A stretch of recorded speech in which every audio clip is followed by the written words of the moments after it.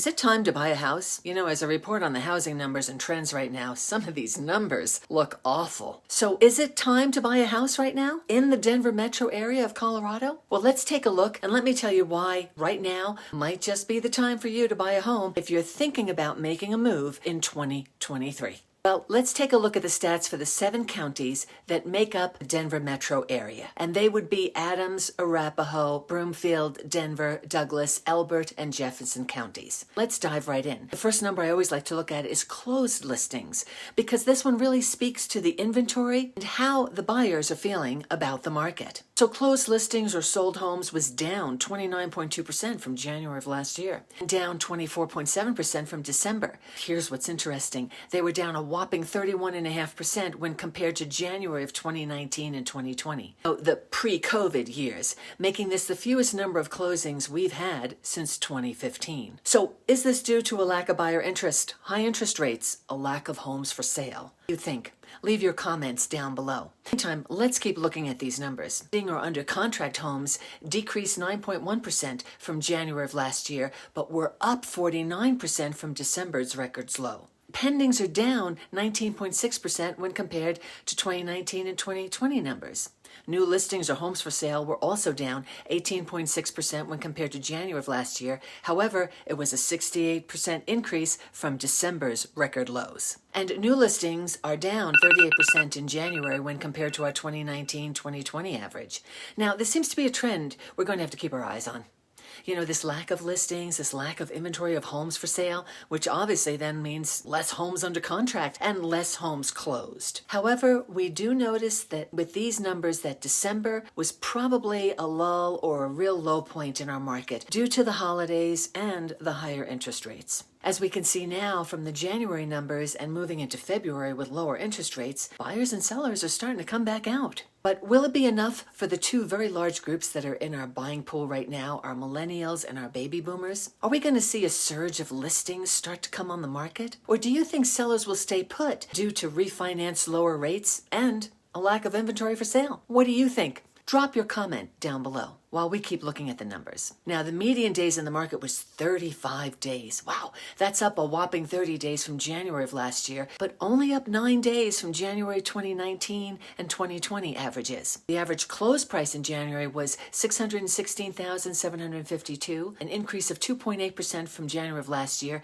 but a decrease of 2.3% from December. However, when we compare this to the average sold price in January of 2019-2020, we see that the average sold price is actually up 35.1%. And when we look at the median home price, we see it was $535,000 in January, a drop of 0.9% year over year, and a 2.7% drop from December. However, the median sold price is still up 32.1% versus the median from January 2019 and 2020. Now, you might be wondering why I keep mentioning 2019, 2020. Doesn't this chickie know we're in 2023? Well, I mention these pre-COVID years because if you've watched some of my other market updates each month, you'll know that realistically, from about April of 2020 all the way up to about April of 2022, those were crazy years, driven by severe lack of inventory of only a week or 2 supply of homes on the market and government engineered, unheard of low interest rates, coupled with high buyer demand. I bring up those years because the newspaper is constantly posting shocking headlines in order to get your attention, but they're only looking at year over year. And we all know we just can't keep comparing to those years that we just came out of. We have to go back a little bit further to get a real feel for where the market is going and where it's at, especially if you're thinking about selling, buying, or investing in a home in 2023. Now, if we were only to compare numbers from year over year, yes, they look horrible. As you're listening to this and you're seeing the figures, you're starting to realize if you're a homeowner, equity has grown quite a bit since 2019, 2020. In fact, over these last few years, we've actually appreciated almost 7 years in terms of your home's value. It means you have some very nice equity. As a seller, then, this gives you the ability to do some concessions, if necessary, buyer, so you can continue on with your plans. Remember, if you're a seller right now, appreciation is still continuing. Even with the slight correction of under 1% in January of this year, you're still sitting on over 32.1% of appreciation when compared to 2019 and 2020. Inventory still being pretty low. That's money that can go into your pocket. Now, if you're a buyer, this is actually one of the best times to buy since 2019 because we have more homes on the market right now than we've seen in a while. In fact, we have literally 2 months supply of homes on the market. Compared to 2 weeks supply that we had in the market at this time last year and over the last couple of years, this 6-week extra supply gives you choices. And you don't have to go into crazy bidding wars where you waive your inspection or you waive your appraisal. Now, when you fall in love with the address, you don't have to immediately make an offer. You could actually go and think it over. You could have a bit of lunch, discuss it with your realtor, discuss it with your friends, discuss it with your family before making a decision or making your offer. Remember, homes are in the market now for a median of 35 days, much, much higher than the 3 to 4 days we've been used to. However, I don't want to take too long to make a decision because you know how the universe works. When you like something, all of a sudden a whole bunch of other people like something. The good news is that the craziness isn't there like it was in 2021 and early 2022.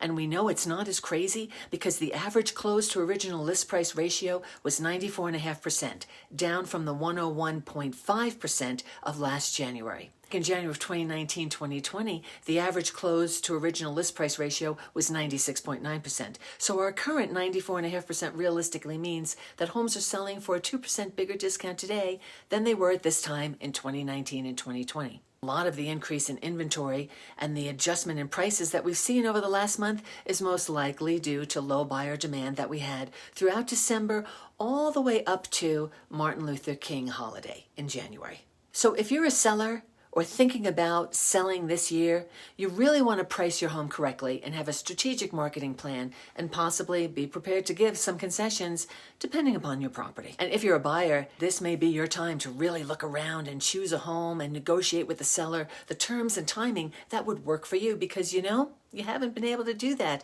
in the last few years. Now, I have to add a note of caution because as I'm putting this information together right now, it's 2 weeks into February and already we're seeing changes in the market. It's shifting again. For homes that went under contract the first week in February, days in the market dropped to 16 versus the 35 from January. Also, I'm hearing from agents in my office who are telling me that for homes located in the suburbs and priced under $650,000, bidding wars are starting again. If rates continue to drop as spring approaches, we may see home prices increase, again due to the lack of inventory and higher demand we experienced during our spring and summer real estate market. If you're a buyer, this might be the time for you that you've been waiting for, the time to make your move. If you're a seller, pricing and positioning your home correctly still bring you bidding wars depending upon where your home is located and the condition it's in. My name's Peggy Dursthoff, and I'm a realtor at Live Denver Suburbs, powered by HomeSmart. If you'd like to talk about your situation, especially here in the South Denver metro area, please go ahead and connect with me. All of my information is down below. If you enjoyed this video, go ahead and check out this one over here where I talk about cheap home improvements that can make a big difference. Thank you so much for watching, and I'll see you next week.